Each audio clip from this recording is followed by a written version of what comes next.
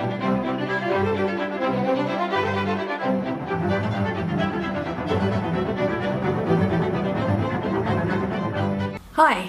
welcome to A Different Atheist Reads A History of God by Karen Armstrong. I'm Christy Winters. In the last two videos, what I've done is laid out Karen Armstrong's theological perspective and my atheistic counter to her perspective so that you know where we're both coming from as we go through the book. What I would like to do in this final video is present some characteristics and attributes of God that I think will be helpful as we work through to compare and contrast the conceptualization of God by people over time. Now, I think I've been a little bit sloppy in my language in the last couple of videos. I think I've used the term theory, and I've used attributes, and I've used concepts. So before we move on, I want to say that when I say a theory of God, I don't mean a series of interrelated statements that describe some sort of external event that happens, a causal relationship that we can make a prediction about in the empirical sort of world. That's not what I mean by theory, and I hope that's a pretty good off-the-cuff definition of theory. What I mean in terms of the theory of God bringing to the book is more about the way that noticing the way people put together the concepts of God. So I would say that each person, based on the attributes that they pick up and their value system and the way they put them together, they're giving us their functioning notion of God as a workable sort of model that represents their understanding. And that's probably not a great use of theory. I'll see if I can come up with something a little bit better. But until then, let's go ahead and look at attributes that are commonly attributed to God and their counterparts, because it's not enough to just say God is eternal, because in some ways in the Bible God is presented as being temporal, and we need to be sensitized to both of these things to see how people use God, the concept of God, in different ways. So what I did was I went to a website, a Bible website, and just looked at the attributes that they attributed, and they're all the really cool eternal ones, and then also came up with the antonyms or a counter position to those attributes. And I think when we look at them, we're actually going to be able to come up with examples of how both a positive and its antonym are represented in the Bible.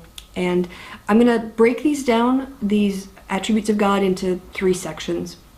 The first one is of 7 characteristics, and these characteristics speak more to the way that God exists, his sort of fundamental nature. I might slide into a gendered pronoun, I should say, and say God, he, but I know that if I'm being honest to Karen Armstrong's perspective, I would probably say it rather than he. But forgive me for any sort of slips of the tongue. So we've got these I've got 7 characteristics that go to the nature of God and sort of the being. Then I've got 3 characteristics I've put under the phrase moral correctness, and you'll see what those are when we get to them. The last one is moral emotions, or like empathetic experiences that we value. So I'll explain a bit more as we go along, but let's start with the first one in terms of the nature of God. So within these, my subcategory of 7 of them, we've got eternal, omnipotent, omniscient, omnipresent, immutability, self-existence, which I'm also going to classify as monotheism, and transcendence. So starting from the beginning, eternal obviously meaning existing throughout time and not being bound by time. An opposite to this would be God being a temporal being and located within a temporal frame. For an example of this in the Bible, we can look at the second account of creation in Genesis, which starts, I think, about Genesis 2:4. These are the generations of the heavens and of the earth, and when they were created, in the day that the Lord made the heaven and the earth. So made the earth and the heaven. So God seems to be fixed within time in that story, which is different from saying that God is eternal. And again, we discussed in the last video God existing outside of time and space, and why I find that conceptually difficult and logically contradictory, so no point in going over it again. But if you haven't watched it, maybe go and check that out. The next idea is God being omnipotent, being completely, and I define that as being completely unconstrained in doing whatever it is that God wants to do.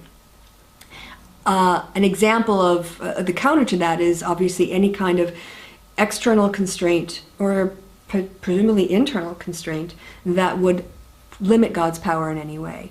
And perhaps a good example, less from a Bible text and more just from people's real life, is the problem of evil. If God is all-powerful and doesn't want people to suffer, yet suffering exists, why does God, who is all-powerful, why does God allow that suffering when God could fix it in an instant? So that's omnipotence versus a constrained or limited power. Omniscience, perfect knowledge of everything at every moment in time, forever and ever and ever. And that is countered with any kind of ignorance, anything that God would not know about, right? An example of God's not being omniscient in the Bible would, again, going back to the creation story, be when God was walking in the cool of the day and he called out to Adam, "Where are you?" As if God didn't know. And you can have different interpretations, that's fine. Just from a reading of the text, you wouldn't infer God's omniscience if you had that passage. You kind of have to bring all your God stuff with you and contextualize that story in order to make that inference, but the inference isn't there in the text. The next one I want to discuss is omnipresence, the idea that God is everywhere at all times and exists everywhere. The counter to that is that going right back to the early polytheism of Judaism and that area would be the idea that gods are local, gods are geographical, gods are even spatial, and that the idea that gods are actually physically tied to the lands. And an example of this is, it comes from the Psalms, how can we sing to you the praises of the Lord Jehovah in a foreign land?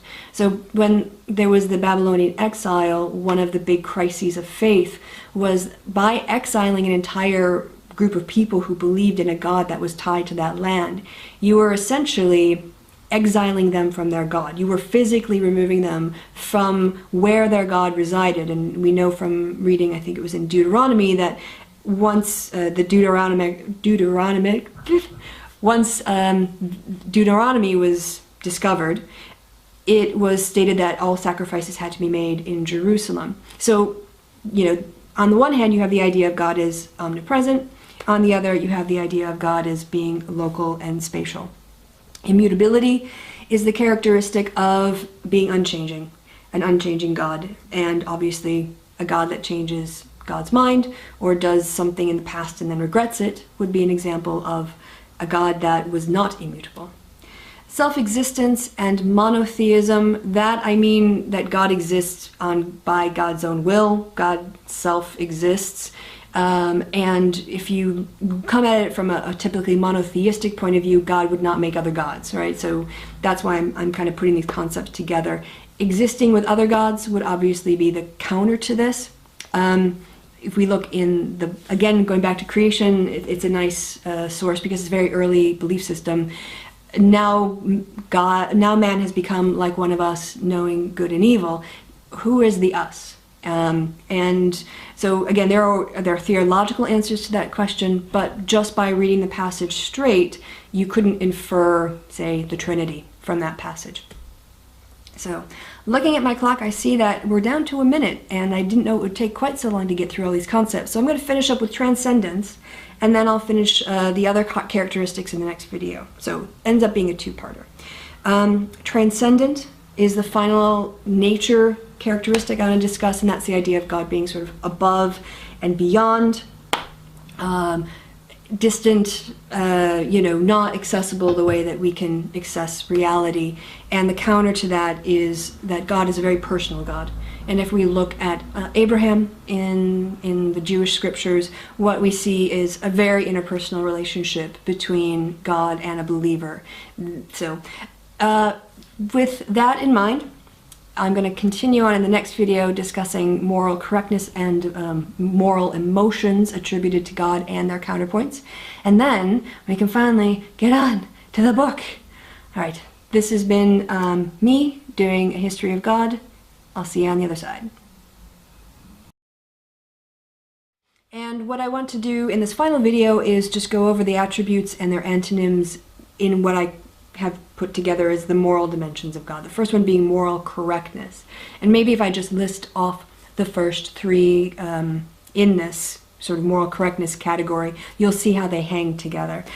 There's the holiness. God is holy, God is righteous, and God is just. So you can kind of see how those kind of hang together.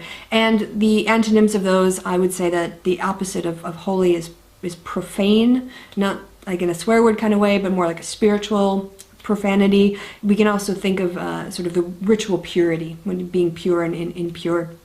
And there's righteousness, and I've countered that with unjustified. Not unjustified as an excuse, but more like God being righteous, mean God is sort of rightness itself, and anything that goes outside of that is unjustified. Not a great series, but I think that that's more something that we need to deal with a little bit closer to the Christianity, rather so much with righteousness, because people and God are righteous in the Jewish scriptures. Noah was righteous and Abraham was righteous. So this comes from a Christian Bible site, so righteousness as a characteristic of God obviously is one that Christians hold slightly differently from what we see in the text of the Jewish scriptures. Then we've got justice. God is just. I don't know if that's like a God is justice, or justice is inherently part of the nature of God, so God cannot not be just or something. But anyway, justice is an attribute that is put onto God. And then there's also unjust. Things can be unjust, and we see that all the time. So don't need too much of an explanation of what injustice is. The final three characteristics that we'll use to compare are what I call moral emotions. And I call them moral emotions because they are basically kind of based in empathy or in a valuation of what we would say is human goodness. So one of these moral emotions is goodness itself, what it is to be good, and anything I would put outside of goodness is anything that's morally questionable. All right, so there's positive, and then maybe there's neutral, and there's negative. So anything that is morally questionable is not good. Then there's mercy, the notion of being merciful, and its antonym, which is being merciless. And the final characteristics from this Bible website was love, that God is love, and obviously the antonym for that would be any kind of hate or contempt, possibly even apathy. It depends on how expansive you want to make your antonyms. So when we go through the book and we're looking at, for instance, the early Jewish writings, we can take this framework of attributes and say, well, if we look at this particular author's depiction in the text, we can see that Abraham is worshiping a God that is not monotheistic, it's not self-existing, it's a polytheistic worldview that Abraham is holding, and that God is temporal, God exists in a particular place, and God is personal. So God's not transcendent in this story, rather he's actually having a conversation with somebody. And I think by organizing it, again, into these different categories, we can see how different authors take attributes of God, perhaps at different times within the same work, or within their own writings, in order to create a functioning model of God that they take and then present in their writings. So we actually get to move on to the introduction now. I bet you guys are really excited. I know I am, but I also think that it was really important to lay the groundwork for this, and that it will pay off in the long run. So thanks for sticking with me this far. We can actually now get into the book. So exciting. And I'll see you guys next time. So thanks again for watching. Bye.